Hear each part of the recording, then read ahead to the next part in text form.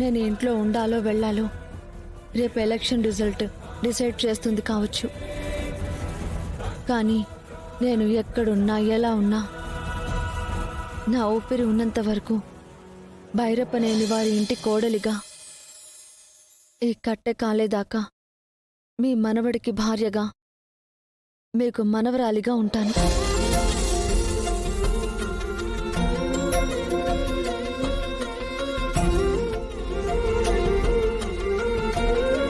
ఇది నేనిప్పుడు చెప్పట్లేదు బామ్మ. ఆయన ఈ తాళిబొట్టు నా మెడలో కట్టినప్పుడే ఈ నిర్ణయం జరిగిపోయింది. కుటుంబం అన్నాక గొడవలు మనస్పర్ధలు వస్తూ ఉంటాయి, పోతూ ఉంటాయి. అదే మనసులో పెట్టుకుని ఉండలేం కదా బామ్మ. చాలే, వెళ్ళి ఇంకా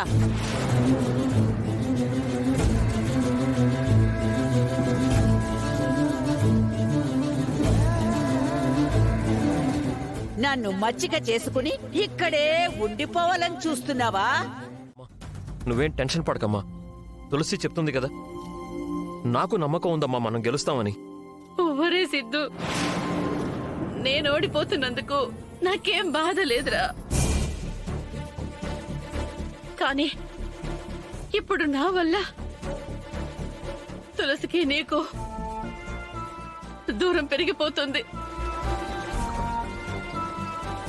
మన ఇంటికి తులసి దూరం అయిపోవాల్సి వస్తుంది. అది తలుచుకుంటేనే నాకు గుండెగిపోయినంత పని అవుతోంది. ఏడుపు ఆగట్లేదు. అమ్మ తులసి, దయచేసి నన్ను క్షమించమ్మా. అత్తయ్య, ఏం కాదు, మీరలా ఏడవకండి. మా గెలుపు కన్ఫర్మ్ అయిపోయినట్టే. ఇక ఏడుపే మీ అందరికి.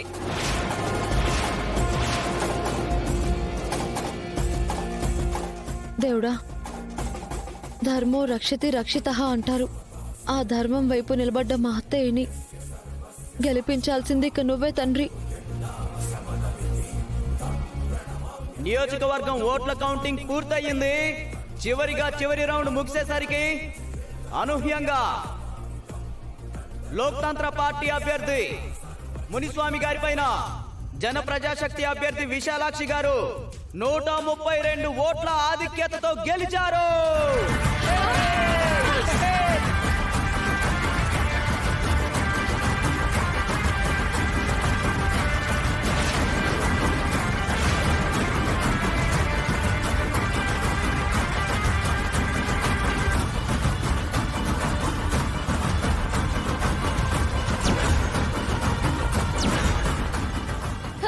ఎమ్మెల్యే విశాలాక్షి గారు జిందాబాద్. ఎమ్మెల్యే విశాలాక్షి గారు జిందాబాద్.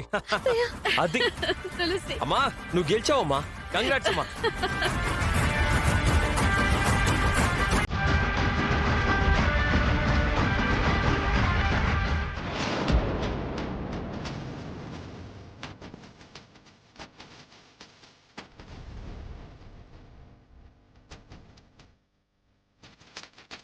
ఎమ్మెల్యే విశాలాక్షి గారు జిందాబాద్.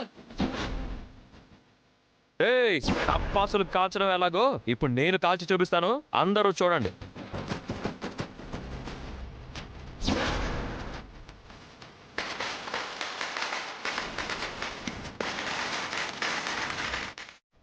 ఆగండి, ఒక్క నిమిషం నా మాట వినండి. ఆ తర్వాత మీరు ఎలాంటి నిర్ణయం తీసుకున్నా సరే, ఇందాక వాళ్ళిచ్చిన ముక్కు పుడక అమ్ముకుంటాం 30,000 వస్తాయన్నారే, ఎందుకు? అది అమ్ముకోవాల్సిన అవసరం ఏంటి మీకు? ఎందుకంటే ఇల్లు గడవాలి కదా, అప్పులు కట్టుకోవాలి కదా. మా ఆయన హాస్పిటల్ బిల్లు కట్టాలంటే ముక్కు పుడకలు అమ్మాలి కదా. అసలు అప్పులు ఎందుకు చేశారు? మీ ఆయన హాస్పిటల్లో ఎందుకు జాయిన్ అయ్యారు? మీరు ముక్కు పుడక అమ్మితే గాని ఇల్లు గడవని పరిస్థితుల్లో ఎందుకున్నారు? అప్పంటే ఏం చెప్తామమ్మా, మా ఆయన తాగుతాడు. మా ఆయన తాగే హాస్పిటల్ పాలయ్యాడు. మా ఆయన తాగి తాగి చచ్చిపోయాడమ్మా. కరెక్ట్. ఇప్పుడు మీరందరూ ముక్కు పుడక అమ్ముకుని మీ సమస్యలు తీర్చుకోవాలి, అంతేనా? అంటే మరి రేపు ఇదే సమస్య వస్తే వచ్చే నెల, నెక్స్ట్ ఇయర్ మీ అందరి సమస్య ఏంటంటే మీ దగ్గర డబ్బు లేకపోవడం అంతేనా? డబ్బు సంపాదించిన వాళ్ళు మద్యానికి బానిసవుతున్నారు కదా? అవునే, కరెక్టే కదా. అందులోనూ బెల్ట్ షాపుల్లో కల్తీ మందు తాగి ప్రాణాల మీదకి తెచ్చుకుంటున్నారు. ఇప్పుడు ఆ ముక్కు పుడక ఇచ్చిన వాళ్ళు గెలిస్తే ఆ మద్యం ఇంకా ఏరులై పారుతుంది. మీ కుటుంబాలు ఇంకా నాశనమవుతాయి. ఇప్పుడు విశాలాక్షి గారు గెలిస్తే ఆ బెల్ట్ షాపులో మోయించే ఫైల్ మీదే మొదటి సంతకం చేయబోతున్నారు.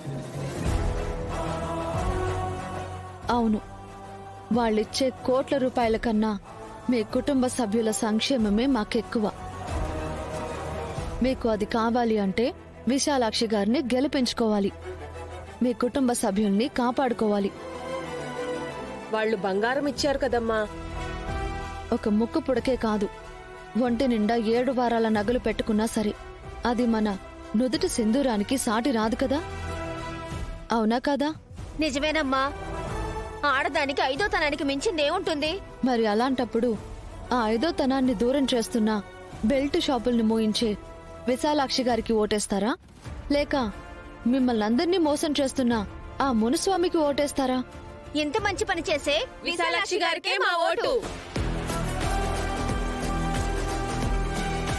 విశాలాక్షి గారికి మా ఓటు. విశాలాక్షి గారికి మా ఓటు. విశాలాక్షి గారు జిందాబాద్. విశాలాక్షి గారు జిందాబాద్. విశాలాక్షి గారు జిందాబాద్. విశాలాక్షి గారు జిందాబాద్. విశాలాక్షి గారు జిందాబాద్.